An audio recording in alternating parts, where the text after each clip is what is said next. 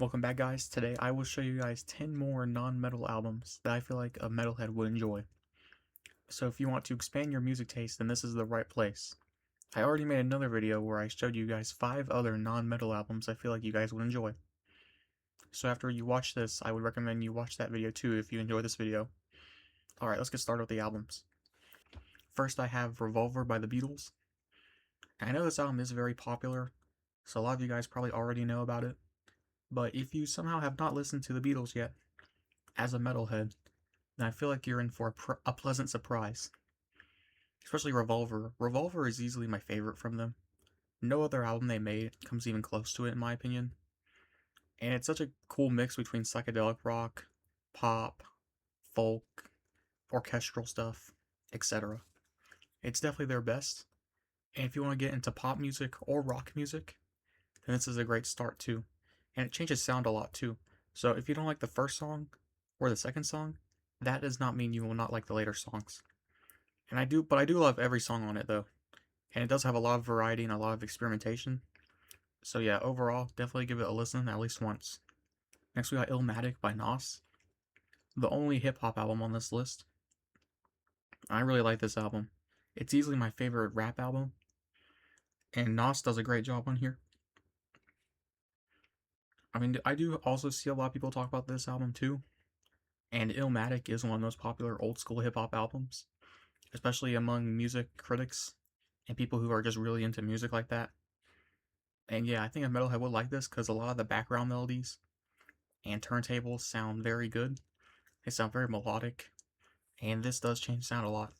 Not as much as Revolver, but the background melodies and beats do change sound enough to where it doesn't sound repetitive.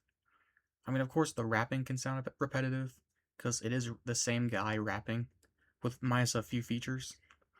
So yeah, definitely give this one a listen. And it's only 40 minutes long, which is shorter than most hip hop albums, because a lot of hip hop albums can be well over an hour long. But this album's only 40 minutes long. So if you hate really long albums like me, then you'll love Illmatic because it's only 40 minutes. And it's a great entry point into hip hop if you are a metal person trying to expand your taste. Next, we got MTV Unplugged from Alice in Chains.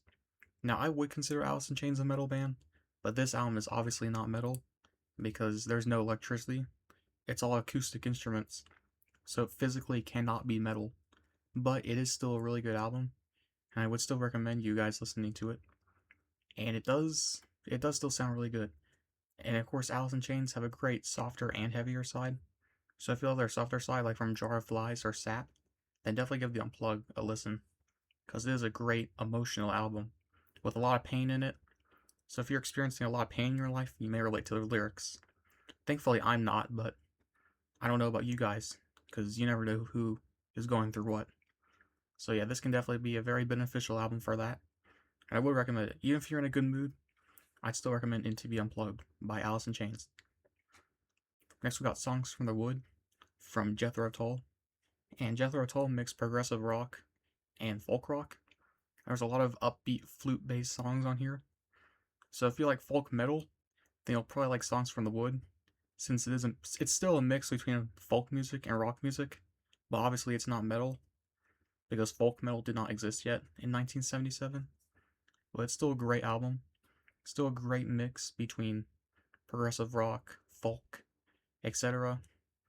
And it is still a great non-metal album if you want to expand your taste too. And Jethro Tull have a lot of great other albums too, like Thick as a Brick, A Passion Play, Aqualung. So yeah, I feel like you guys would love those albums too, if you like Songs from the Wood. And Songs from the Wood is a very upbeat and happy album. So if you want some upbeat folk music, then Jethro Tull's Songs from the Wood is for you. Next we got Surfing Bird from the Trashmen. Now this may seem like a goofy pick, but trust me, you'll like it. It's one of the only surf rock albums with vocals, at least as far as I know, or at least vocals on like almost every song. And the guitars in surf rock, they do use tremolo picking, like what they use in black metal. So if you like black metal, you may like surf rock, surprisingly.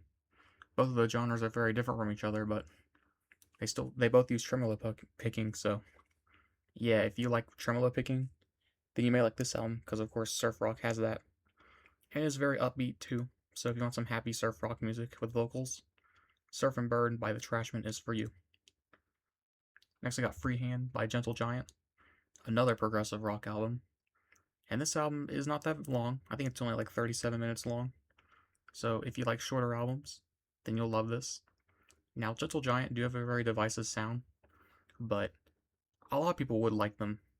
And there are some really rock sounding guitars on here too. But there are a lot of songs that don't use that much guitar, and it's very soft. It changes sound a lot. So if you don't like repetitive albums, and if you want an album that changes sound a lot, Freehand by Gentle Giant is good for you. Gentle Giant changed their sound a ton. Like, they are very bipolar with their sound. So yeah, definitely give it a listen. It's so weird, but it works. It's still a great album. So yeah, definitely give it a try. If you don't like it, then you can move on to the next album.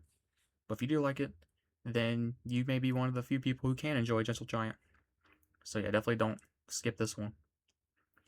Next, I got Fresh Fruit for Rotting Vegetables by the Dead Kennedys. This is a hardcore punk album. And a lot of you guys may already know about it, especially if you're into thrash metal, because thrash metal is influenced by hardcore punk. But I still give this one a listen. It's also on the shorter end too. And the songs are short too. And it does have a lot of political themes on it. And it is very critical of society. So if that's what you're into, then definitely get into Fresh Fruit for Rotting Vegetables. I prefer this over Plastic Surgery Disasters.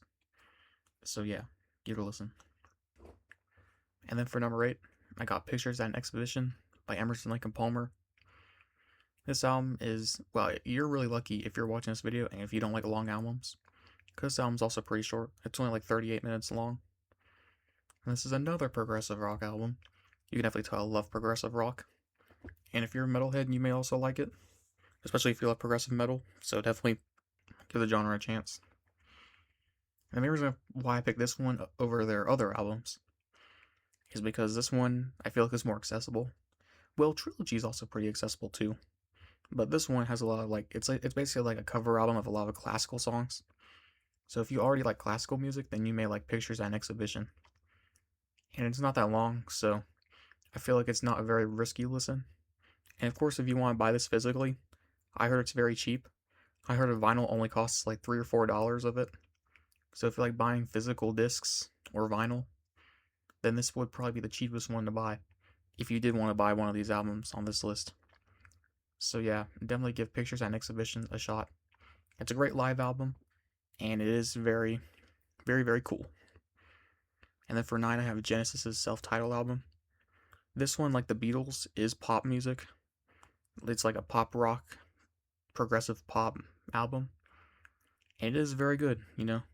Genesis are known for being progressive rock, but of course eventually they became pop. But that's okay, because their pop stuff is good too. And yeah, Genesis' pop album, the self-titled album, well, they have other ones, but I feel like this is the best one. There's a lot of hits on there, like That's All, or Mama. So yeah, definitely give this one a listen if you want to check out more pop stuff. But there is plenty of rock in it too. So if you're a metalhead trying to get into pop music, Genesis' self-titled album is great for that. And lastly, I have Boggy Depot by Jerry Cantrell.